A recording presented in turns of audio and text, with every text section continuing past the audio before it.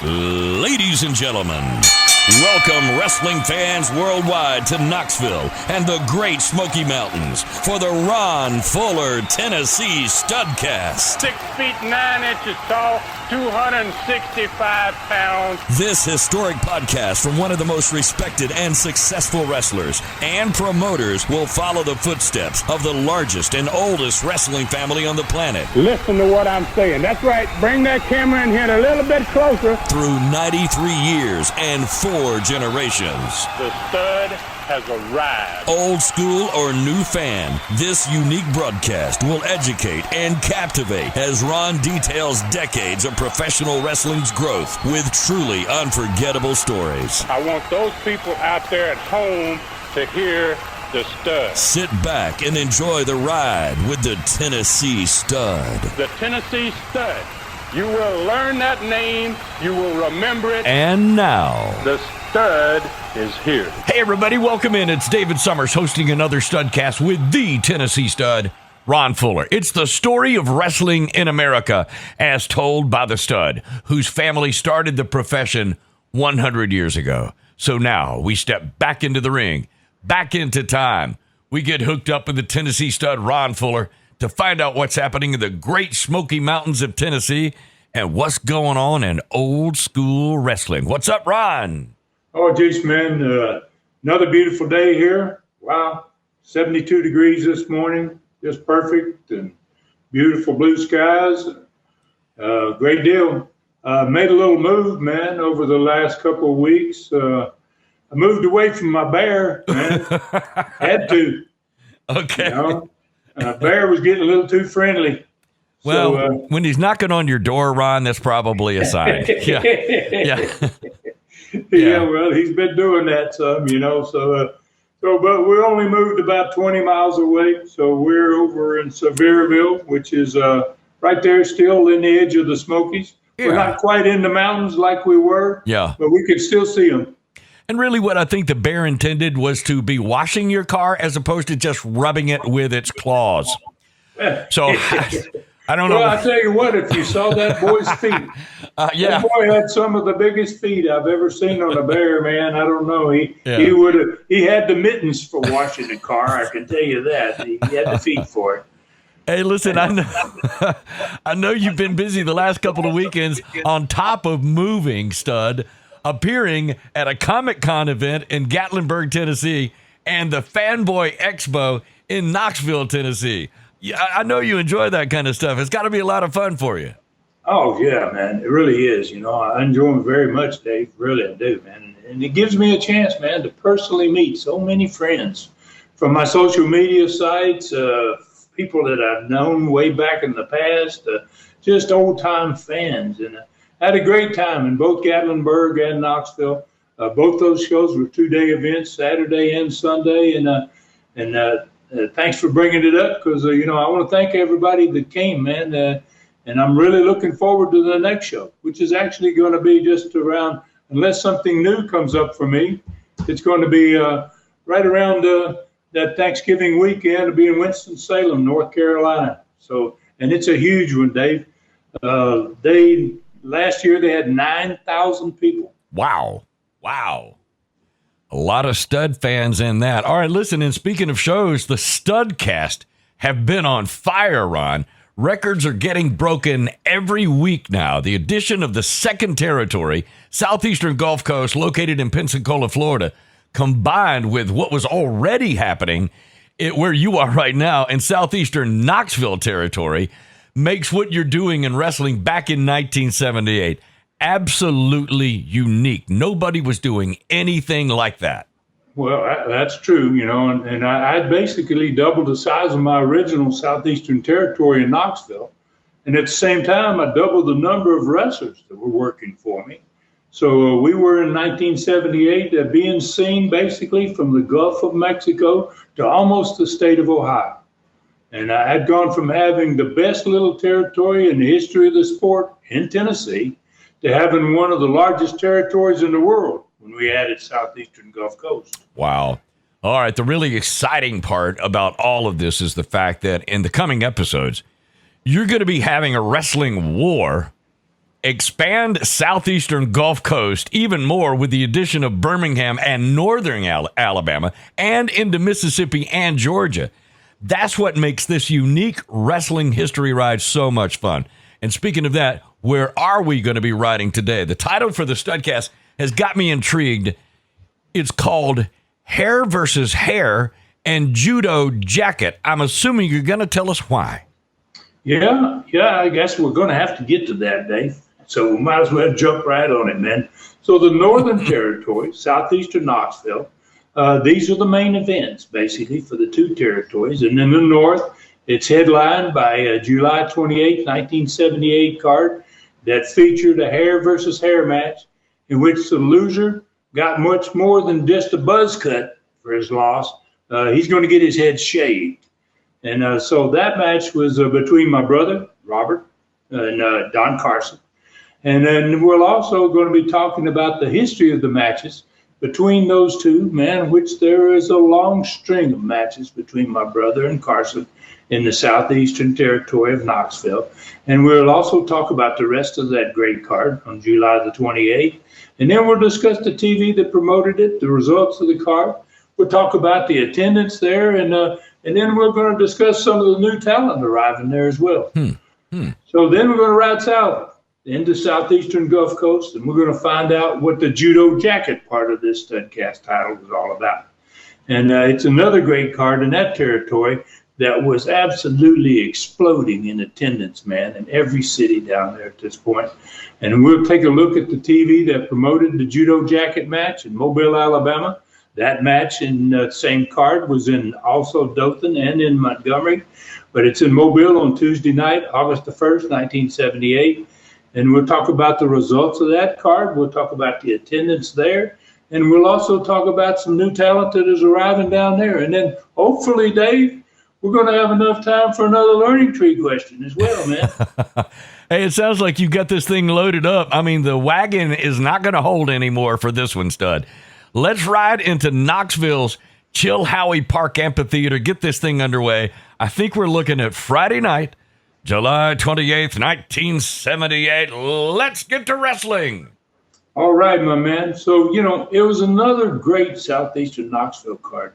It began with a new guy, Steve Kyle. It was his very first night wrestling in Southeastern.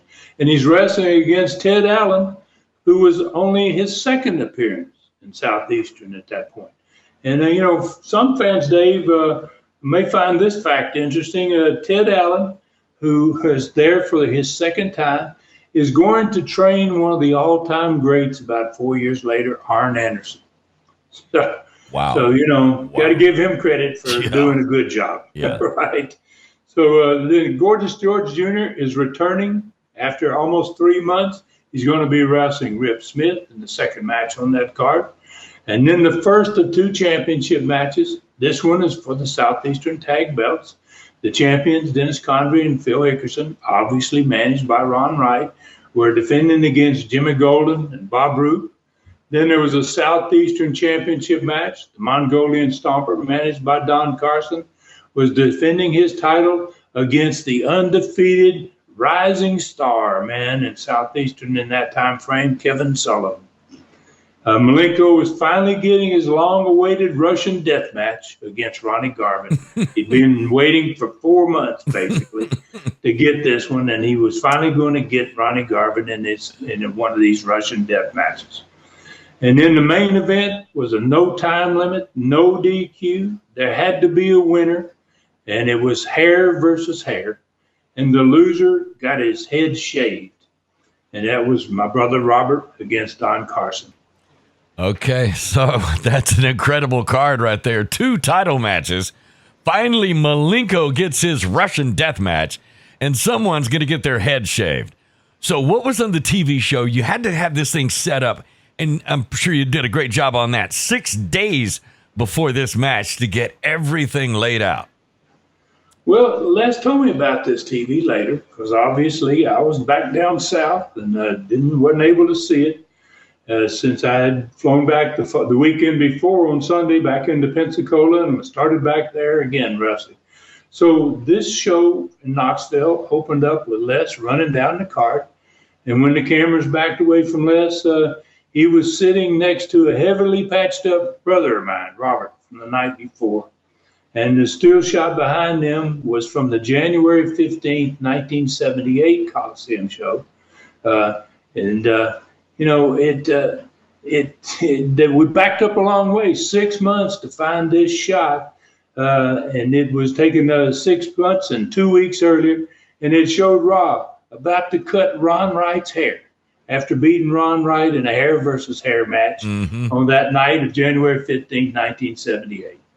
So, and that probably came as a little bit of a surprise to the fans, and so Les, had to briefly, he told the fans out there watching that what the still shot was all about. And he reminded fans of the date and kind of a little bit about what had happened. And then he had the director roll the video. And then in the video, Rob's got Ron Wright down, and he's got the clippers and about to cut his hair. And Don Carson appears on the screen behind Rob. He loads up his peanut butter glove, man, and he knocks Rob unconscious. And then he takes the clippers, laying there on the mat, and Ron Wright helps him. And they cut Rob's hair, even though he won the match. I mean, it was a nasty deal from beginning to end. So when the video continued, it showed Carson nail Rob, and he showed him take the clippers, showed him cut Rob's hair. And then Rob reminded everyone that he had won the match, and Carson had no business being in the ring, much less cutting his hair after Rob had won. And he said he had never forgotten that night, and now finally he had signed the match and he had his chance to get even 6 months later. So he and Carson would be meeting, and this time it was going to be Carson's hair on the line as well as Rob's. So that said, the fans went crazy when they heard what was coming the following Friday. Obviously, they didn't expect Carson to put his hair up. So Rob left the set, and Don Carson went to the ring.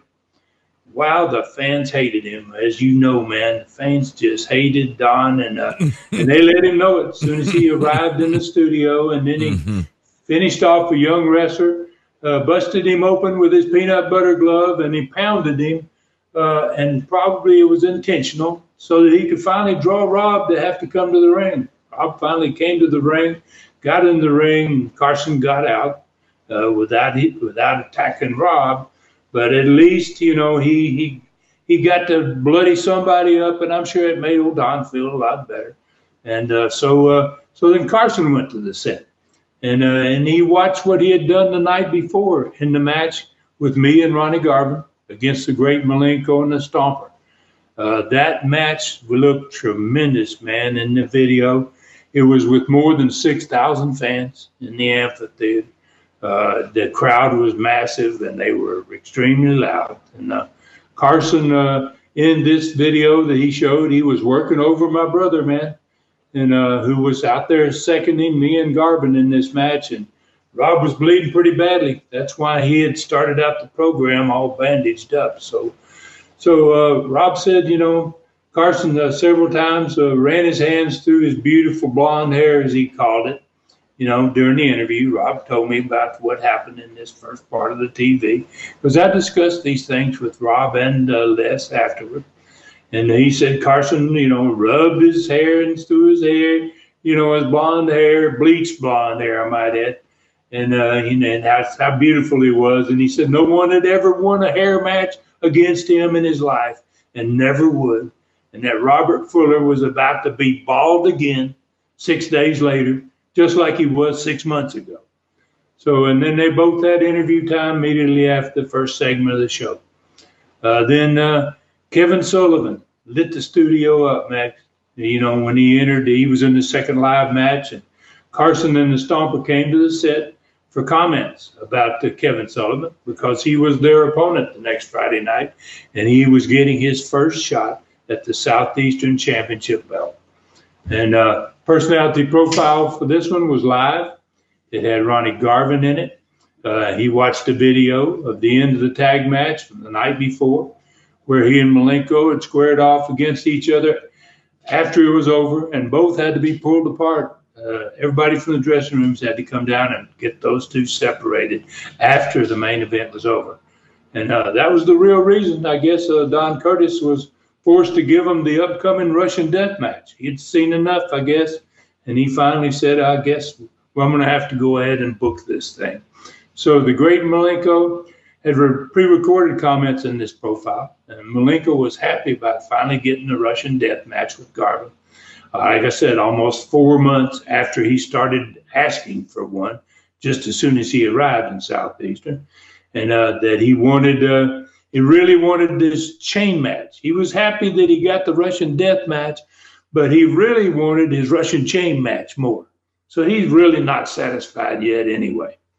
So then Garvin finished with comments about his never ducking Malenko's challenges, that Don Curtis had been the guy that didn't want to have that match and didn't want to give fans that type of match because of how dangerous they were. And just how they were horrible. Some parts of these chain matches and Russian death matches were really, really hard for fans to be able to take.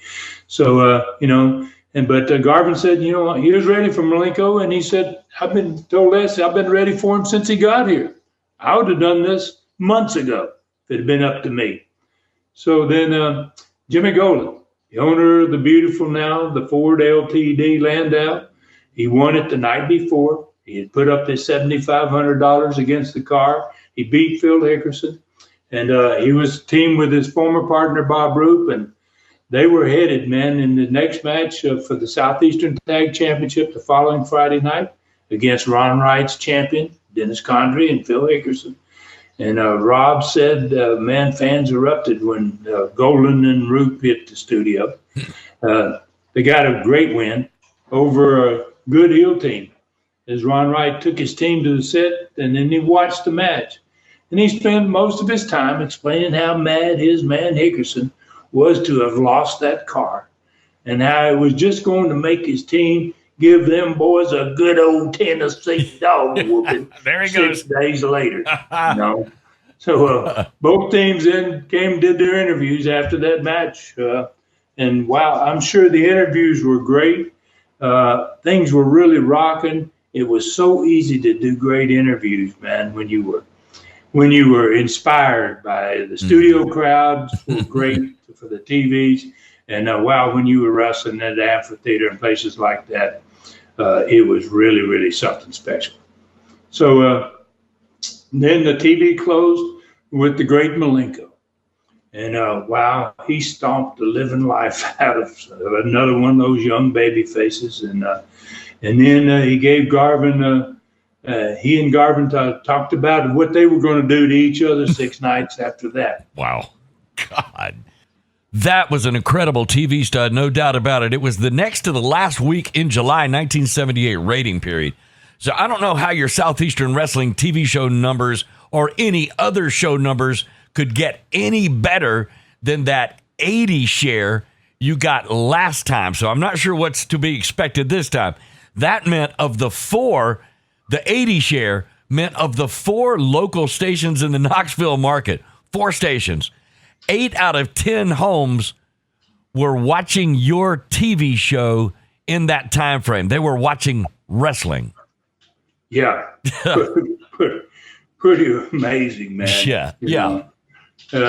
And, Dave, honestly, man, I don't think I've ever remember anybody's TV show getting an 80 share before. I've seen some great numbers. Florida Championship Wrestling had tremendous audiences. A lot of different territories, but 80 share is pretty darn remarkable. So we were aiming, man, at building the same type of numbers down there in the Gulf Coast. That was really my focus, because that territory had kind of gone downhill and they had lost a lot of their audience. Yeah. And my aim was to get to that 80 share down there in the Southeastern Gulf Coast, and we're experiencing the same thing. We're down there. We are in the same second, rating periods since that company opened up. So it's really essential for us to keep growing down in that part of the country as well. Yeah, no doubt. And the crazy thing is, and even back then in 1978, I don't know what the population of Knoxville was, but it was probably $250,000 at least at the time. Today's probably at least $500,000, maybe 3/4. I don't know. But when you think of 80% of everybody available is watching your show, that's pretty humbling.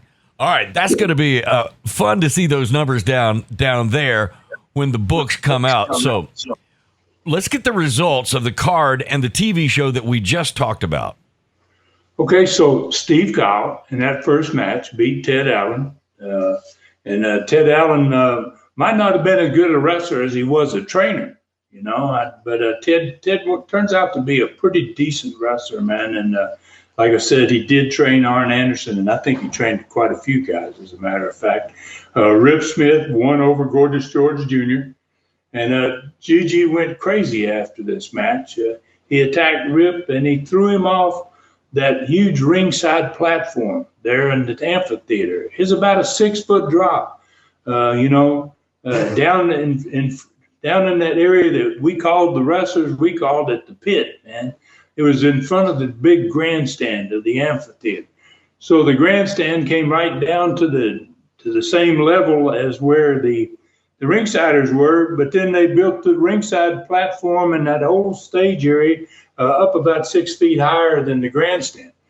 So, Gigi throws Rip Smith after him. He's already lost the match. He gets him, attacks him, and then he throws him off into that pit. I'd never seen that done before or since.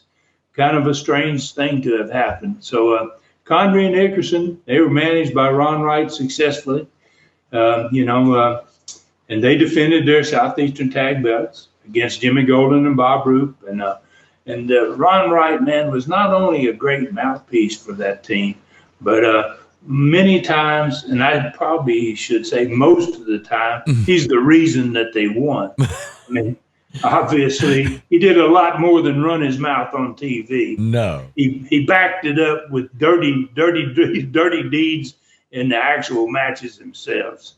So everyone that is willing, to go a little extra effort, we got a special treat for next Studcast, Dave. The TV show for the next Studcast is the only Southeastern Knoxville TV show prior to 1979 that still exists. It's in its entirety, to my knowledge. So fans can find this TV show. It was done on Saturday, July 29th, 1978. It's on the Classic Continental Wrestling streaming channel right now. And they can become full-time subscribers to the channel or just take advantage of the 1-week free trial offer that we got out there for them. And that way they can not only see that actual Southeastern Knoxville TV show that's going to be discussed in next week's Studcast, but it's going to be, they can watch whatever else they want to watch on the streaming channel as well. So, they can subscribe or they can just go on there, take the free trial offer, the 1-week free trial offer. Yeah. But I think once they see what's on there, a lot of them are going to decide, wow, this is where to see old school wrestling. And that's exactly what it is. Oh, no doubt. Wow. And that is too cool. And this is big news, Stud.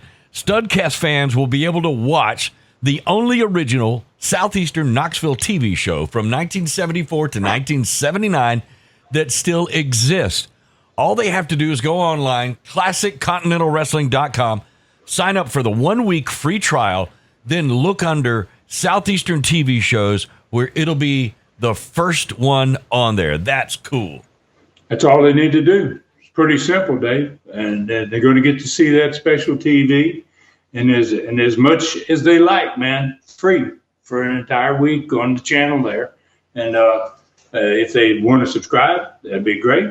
And I really hope that a lot of people take advantage of this and just see what's on there. So looking forward to and I just wanted to bring it up because it'll never happen again. I won't be describing any of these TVs anymore where they'll actually be able to go and see the actual TV. This is the only time it's going to happen. Hey, listen, so if you've been thinking about this, if you've been thinking about being froggy and you just haven't leapt yet, then this is a great opportunity for everybody to see exactly what you've been describing every week for years now. For fans out there that want to take advantage of this, we're going to give you the info again in the break in the show. That's coming up, and at the end of the Studcast as well. So right back to it. Let's see what's going on with old school stuff.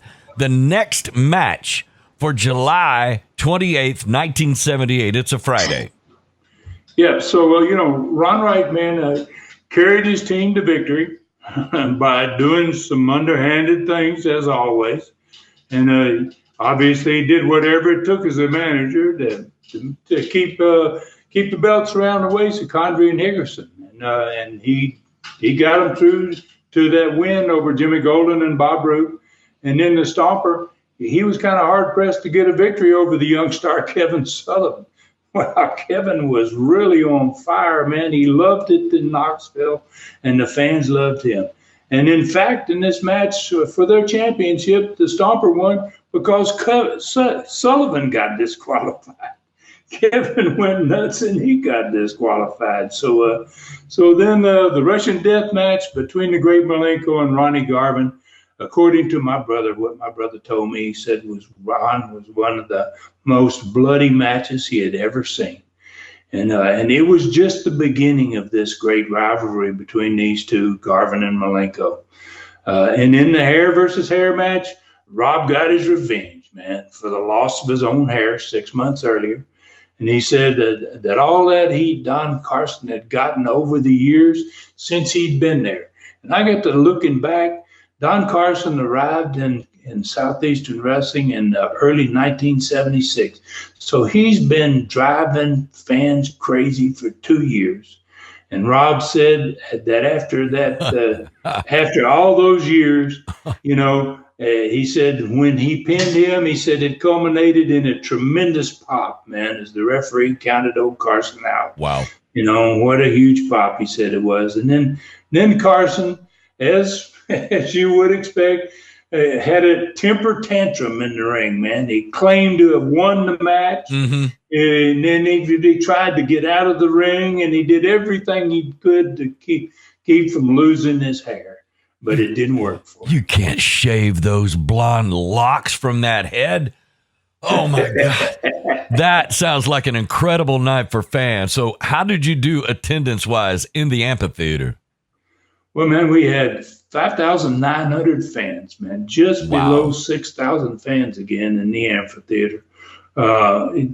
Bigger crowds than we were able to put into the Coliseum, because it actually held a few more people than the Coliseum. Yeah. And things were really, really going crazy up there. Yeah, hey, I want to mention this because you mentioned this earlier. New wrestlers that you talked about that with this huge event coming at the end of August. Well, thanks for reminding me, man. There were quite a few new wrestlers coming, man. In the month of August alone, we were going to have from Australia a German named Hans Schroeder. We're going to have a masked man called the Masked Jawjacker. We're going to have Bill Dundee, and we're going to have Roy Lee Welch's older brother, Jack Welch. Coming in August of 1978. So the huge event comes will come at the end of August. Another huge event. And I want to talk a little bit, just a second about this, because this is something unbelievable, Dave. It may be the most creative event we ever did in Southeastern Wrestling history. It's going to be a 2-night in a row tournament in the Coliseum. Going to be on a Thursday night, August 31st, and it will continue on into a Friday night of September 1st. It's a 2-night tournament, and it may be the first interactive event with the fans in wrestling history. This is an interactive event. It's not just matches, and it's interactive because a lady from the crowd is going to win. One lucky lady is going to win a $5,000 mink coat. And by picking the winner of the tournament. And then the winner of the tournament, the wrestler himself, is going to get the shot at Harley Race for the NWA World title 3 weeks later. Wow. Okay. All right, so two nights in a row tournament with some young lady winning a mink coat, and the tournament winner gets a shot at the King Harley race. So how did you tie all that together? What was that all about? Well, we got a lot more riding to do in this one, Dave. Yeah. That event is 5 weeks down the road. I just wanted to just touch on it a little bit, before it happens, because it is a spectacular event. Yeah, no doubt. All right, hey, there you go again. You're teasing me. I'm trying to get out. You keep pulling me back in. So I think this is a good spot for a break. Let's do that. We'll give fans another opportunity to get ready for next week's special Studcast. That is the only Studcast so far that has the actual TV show available for fans to watch. When we return, we'll ride south into the red-hot southeastern Gulf Coast territory. That's coming up next on this Studcast. Okay, fans, while we're taking this break, if you want to see an actual entire southeastern TV show, this is your opportunity. The TV show of July 29th, 1978 is now on ClassicContinentalWrestling.com, Ron's streaming channel. It's the TV that Ron's going to be describing in the next Studcast. When you go there to see it, look for Southeastern, click on it. It'll be the first TV show there. When you go to ClassicContinentalWrestling.com, you can sign up for the 1 week free trial and watch all you like.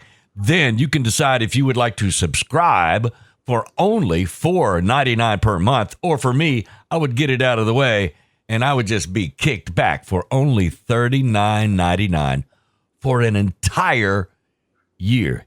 That's a tough deal to beat right there, and you can't.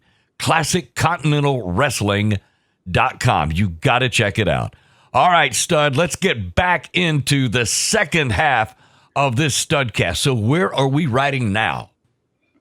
Well, we're headed into Mobile, Alabama, Expo Hall, man, on Tuesday night, August the 1st, 1978. We're going to have another great card for you, Dave. Man, that two new wrestlers are going to open this card pretty much like it happened up there in Knoxville. One of which of those is going to become a major star in the future, man, for Southeastern Gulf Coast. And we just had, like I said, two young guys open up the match in Knoxville.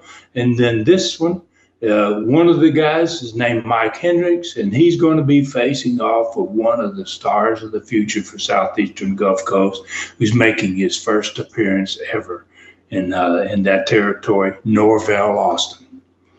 So then Mike Stallings is going up against David Schultz after losing that loser kisses the winner's feet match from the week before. They're back again.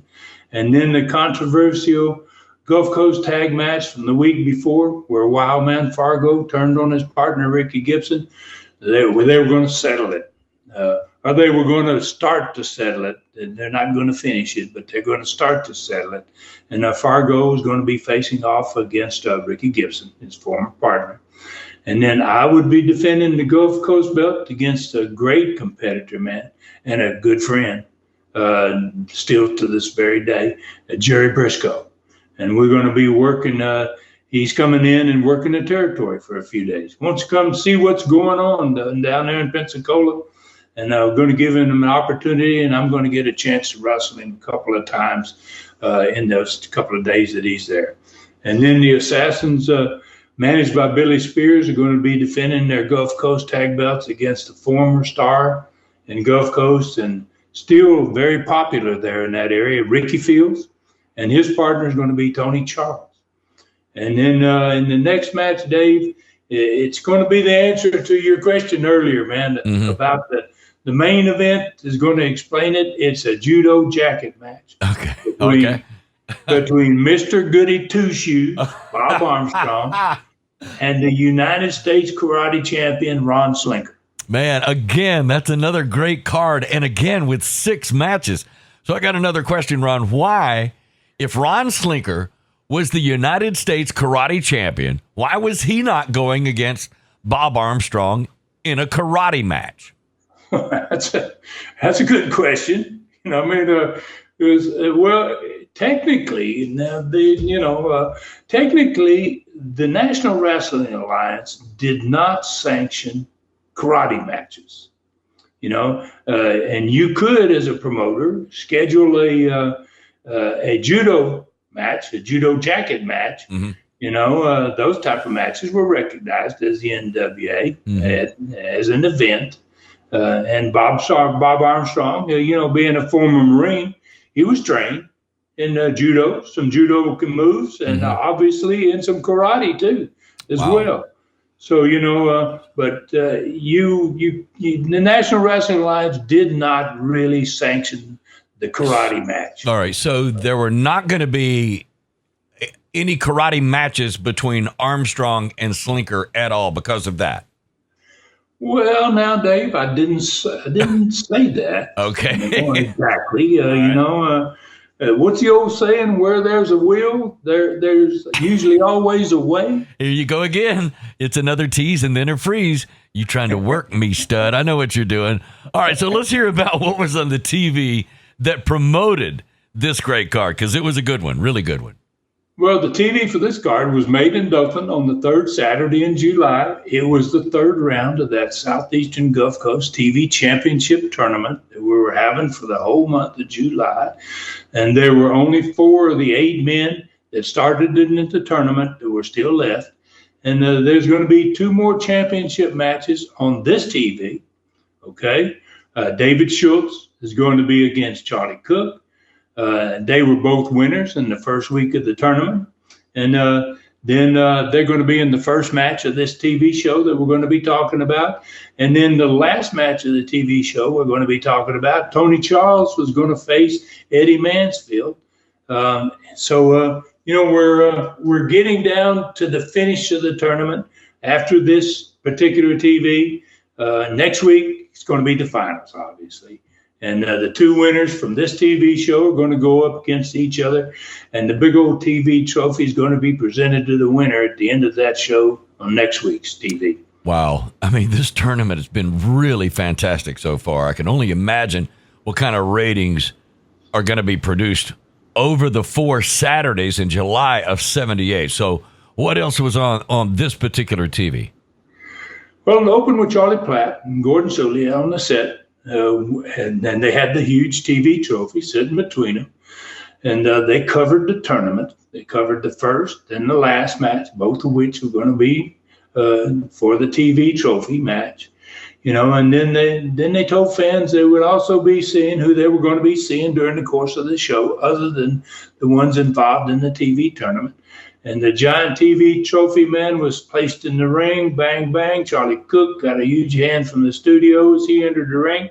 And David Schultz got just the opposite reaction when he came out of the dressing room and went into the ring. And within about the first 3 minutes of the opening of this show, the bell rang and we were wrestling. So, that was great. I always loved it when we could put a show together in which fans saw bang, bang, bang, and all of a sudden you got a match going.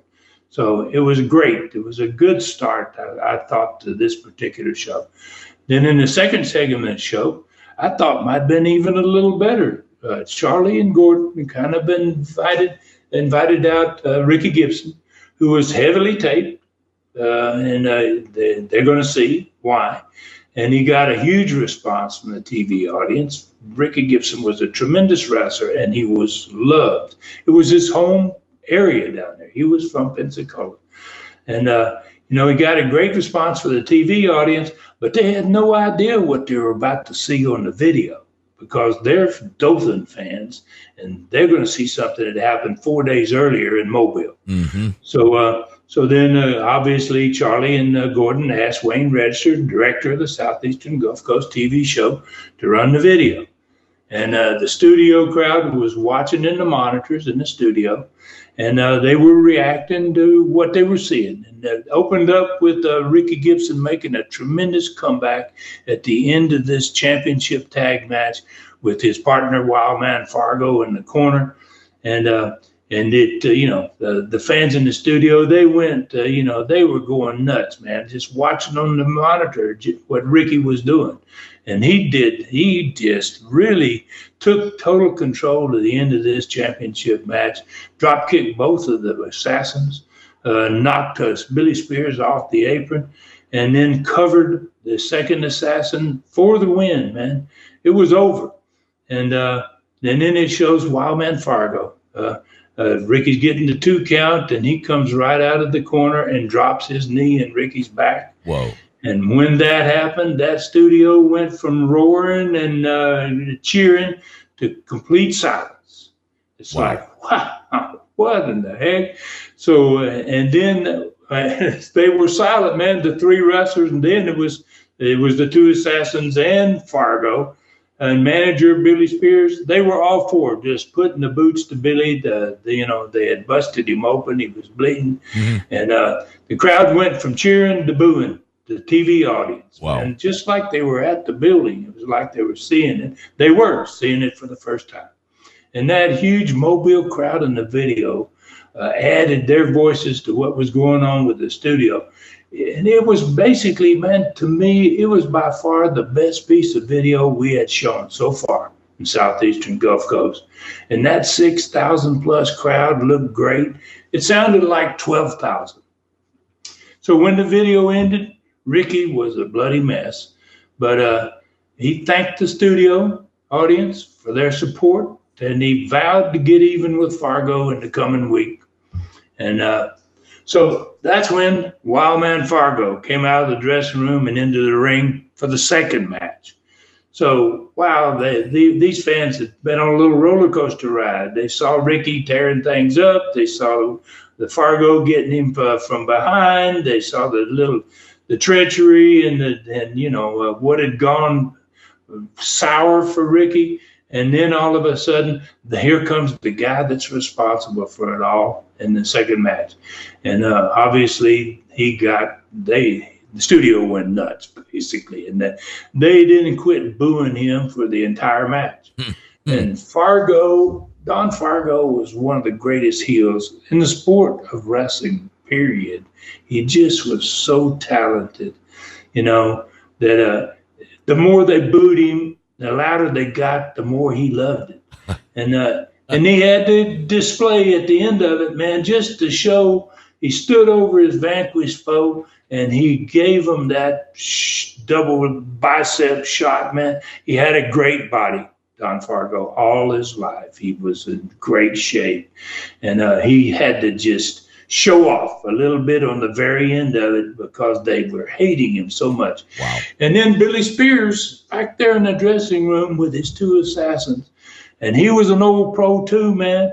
And he saw the heat. Nobody told him to do this.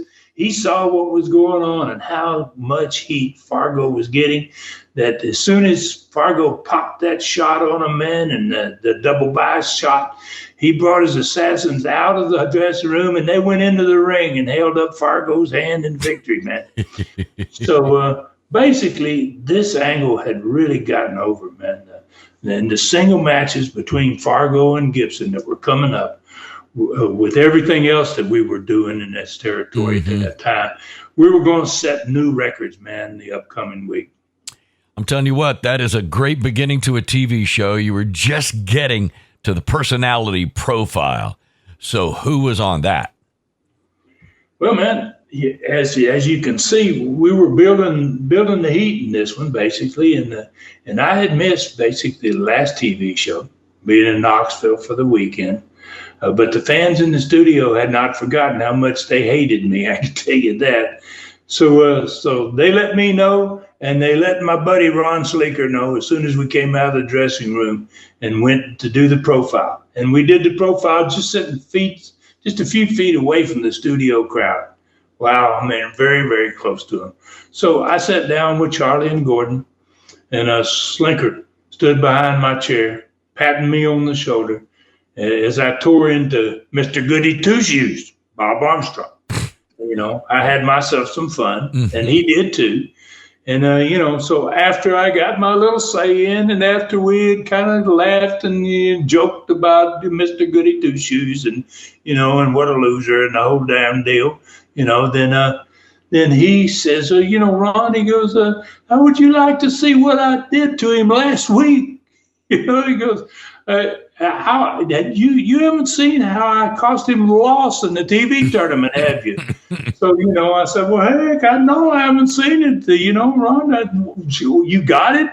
He said, sure I have. So he made Charlie and then Gordon ask the director up there in the booth to play the video. That Slinker had gone in earlier in the day and sat down with the director of the show and had him cut that piece so they could use it. So it was a surprise to me. It was a surprise to Charlie and to Gordon as well. And boy, as soon as they started into that piece where he hit Bob with that karate chop that cost him the win, and Mansfield got a win over Bob Armstrong, which that was amazing. Boy, the studio couldn't stop booing, man.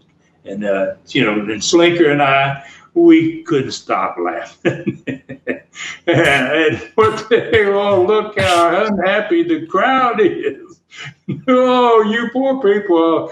We had a good time. It was a personality profile of which me and Ron Slinker really, really enjoyed ourselves. And we watched it, and then we ended the profile by saying the two of us were going to personally end Mr. Goody Two-Shoes' career right here in the Gulf Coast. God. Okay, Ron, was anything good going to happen for the fans that day? Anything? Well, it don't sound much like it, but here, well, I guess I'm going to hand it to you, man. Guess who came out of the dressing room for the next match? Tell us. Mr. Goody Two-Shoes. Well, of course he did. And the roof came off that studio. Yeah. Gosh, they loved Bob Armstrong. It was ridiculous. And they were ready for the man, and he gave them a show. I can tell you that, man. He won his match with, of all things, a karate chop to the throat. It was illegal, but he was talking to me and Rod Slinker. That's exactly what he was doing. He knew what he was doing. And we had cranked him up during that profile. He sat back there, and there's a monitor in that dressing room. And wow, he came out. He was a ball of fire. He went out and destroyed his opponent. And then he made, a terrific interview in the body of the show that went into every market. And the fans had to do, a chance to do much celebrating. They hadn't had a chance to do much celebrating up to that point, but boy, they tore the place down at that point, man. Wow. I mean, he had them going. So it was time for the last match in the show, and to see who was going to meet David Schultz, who had won that first match against Charlie Cook for the TV trophy the next Saturday. Mm-hmm. And the beautiful trophy was placed in the ring again, and Eddie Mansfield was introduced. And I thought I knew Tony Charles was getting over. I thought I really had a feeling that Tony was getting over. But when he entered the studio that day, I realized I had no idea how he was getting over. I mean, the roof came off as he was introduced. And wow, did he make that crowd happy. I mean, he did these throws, Dave, that I'd never seen him do before. I thought I'd seen him do all of this English-style stuff, but he'd been holding stuff back. And on the finish of this match, he did the most spectacular move I had ever seen him do. Mm-hmm. And he and Mansfield had locked hands with each other, and Mansfield had gotten him on his back and was laying head-to-head on top of him. And Mansfield was pushing his body up in the air and then coming down with all his weight on Tony's chest. And he did it a couple of times. And then the third time Mansfield went to push himself up so he could crash down again, Tony Charles reached up with his legs and he put them in the hips of Mansfield. And then so because they were still, their hands were locked, then Mansfield couldn't come down on top of him, and it made Mansfield rock backwards. And when he did, it pulled Tony up off his back and standing up on the hips of Mansfield. Now he's standing up high, and with his head is probably 3 feet higher than Mansfield's head is. His feet's still in Mansfield's hips, and Eddie was pinned back against the ropes. Wow. And then Tony paused there for just a second, man. And then he threw all of his weight straight back toward the mat. He still had his hands locked with Mansfield. So that catapulted Mansfield, not just off the ropes, it shot him skyward. I mean, he went straight up into the lights of the studio. He went so high that one of his wrestling boots hit the studio ring lights. Had to be at least 12 feet above the ring. Wow. Okay. Wow. So the studio crowd exploded. And so did Eddie Mansfield when he finally came down. I mean, it just, you could hear the wind blow out of his body. It was one of the most beautiful finishes I've ever seen. And Tony shot over there, covered him, man. And the ref counted Mansfield out and raised his hand. And everybody in that studio was on their feet. And wow. He had just taken everybody to a level that I had never seen before in that studio. That's a pretty awesome end to a TV show, 2 TV shows to be exact, when you consider both territories and both in the rating periods. So how about the results of those matches in Mobile? Okay, so Norvell Austin, man, got off to a great start as a heel, man. He got himself a win over Mike Hendricks. And, within a short period of about a month, the Southeastern Gulf Coast Territory had been introduced to 2 stars that were going to change Southeastern Gulf Coast wrestling history forever. And that was Tony Charles and Norvell Austin. Both of these guys make an appearance and within 4 weeks of each other. Pretty amazing, man, when you're bringing that type of talent in. Then there's a lot more of them still to come. Charlie Cook beat Eddie Mansfield. Mike Stallings and David Schultz wrestled to a 30-minute time limit draw this time. Nobody kissed anybody's feet. Ricky Gibson won over Wildman Fargo.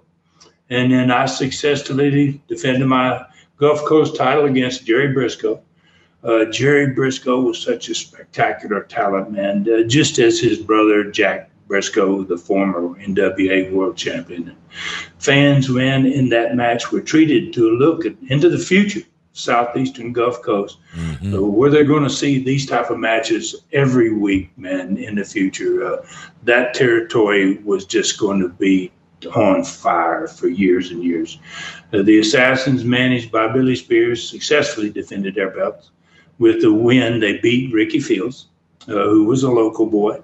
But Ricky looked good during the match. And, and Tony Charles. They weren't going to beat Tony Charles, I can tell you that. So they got the only guy they had a chance of getting to. And then Mr. Goody Two-Shoes, Bob Armstrong.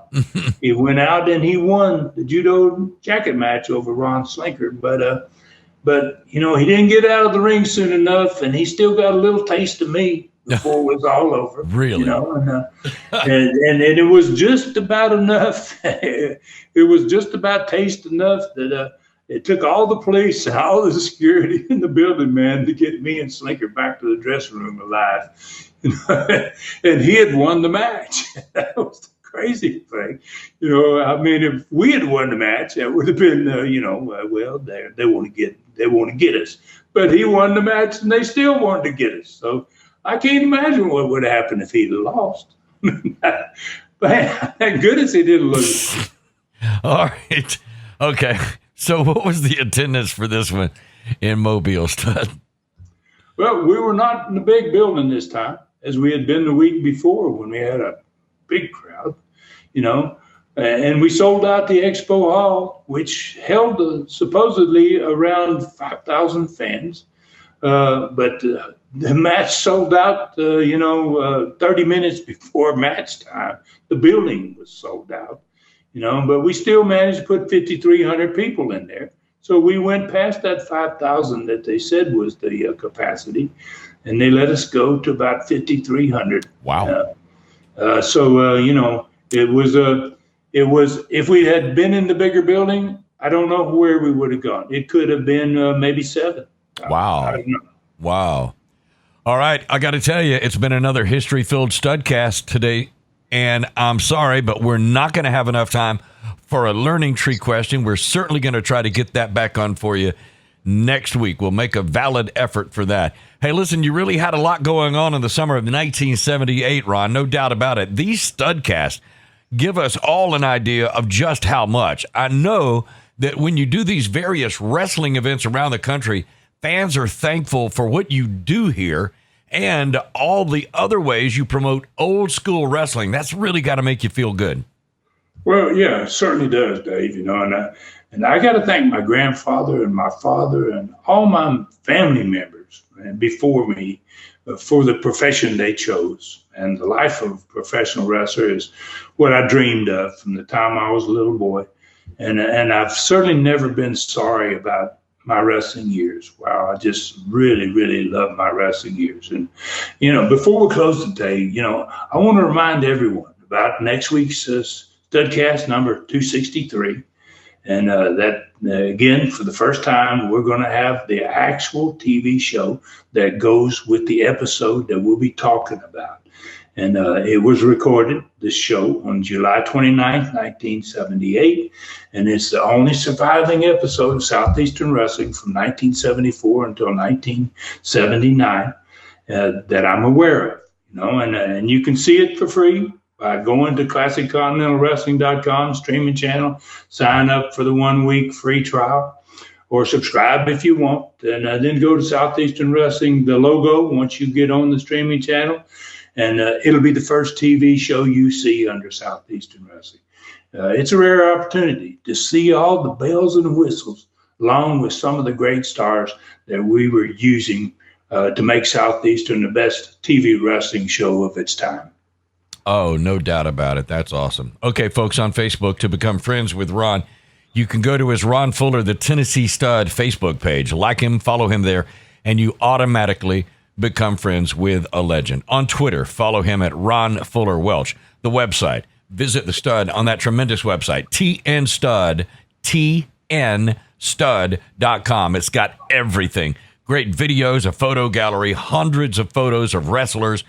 Every Studcast ever done is free. That's every Studcast ever done, including this one, number 262. That'll keep you busy for a little while. And 43 hours of, or 43 super Studcast, actually. Each one of those is 3 hours. That's a tremendous amount of super Studcast. They're all there for only $2.99.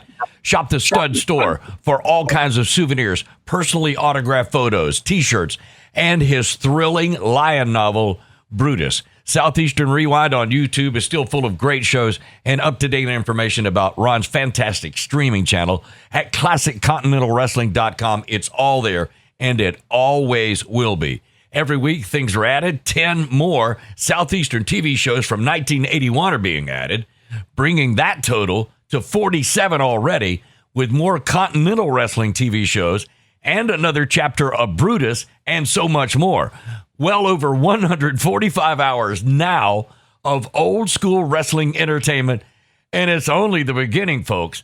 Subscribe now at ClassicContinentalWrestling.com. $4.99 per month, only $4.99 per month, or $39.99 one time. Boom, knock it out. You get the entire year. It's the best old school streaming site on the planet. Don't miss this special offer right now for a limited time. Get a free 1 week trial on ClassicContinentalWrestling.com. All right, Stud. So where do we ride next week? Well, Knoxville, man, has an amazing card next week. I've been looking ahead at this one. It's a loser leaves Southeastern with my brother, Robert, who's going to be seconded by Rip Smith, and he's going to be wrestling against Don Carson, who's going to be managed by Gorgeous George Jr.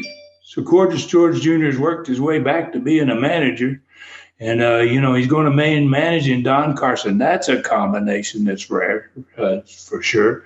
Also on this card for Knoxville, Jimmy Golden's father was putting up his hair to get Jimmy and Bob Roop another shot at Ron Wright's tag champions, Dennis Condrey and Phil Hickerson, plus more. Then Southeastern Gulf Coast, we weren't going to be outdone down there. I'll tell you that by what they were doing up north. And Bob Armstrong was going against Ron Slinker in an NWA non-sanctioned, lights out karate match. By golly, we're going to give them karate match, and the NWA won't sanction it, but that's why they called it a lights out match. We're going to turn out the lights for 2 seconds before the main event, signifying that the NWA has no rights to the match. They do not sanction the match.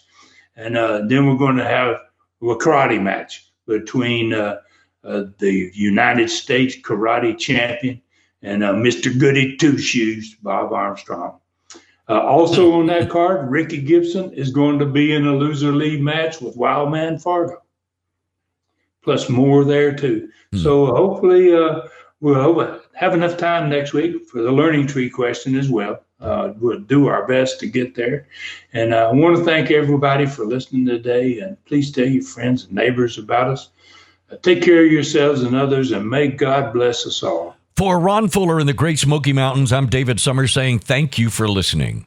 Find me at davidsummersproductions@gmail.com. This Studcast is a David Summers production for Tennessee Stud, LLC. Thanks for joining us today for this historic Studcast. The true story continues next week.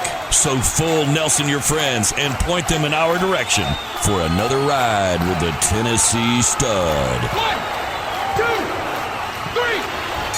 This is David Summers saying so long from the Great Smoky Mountains.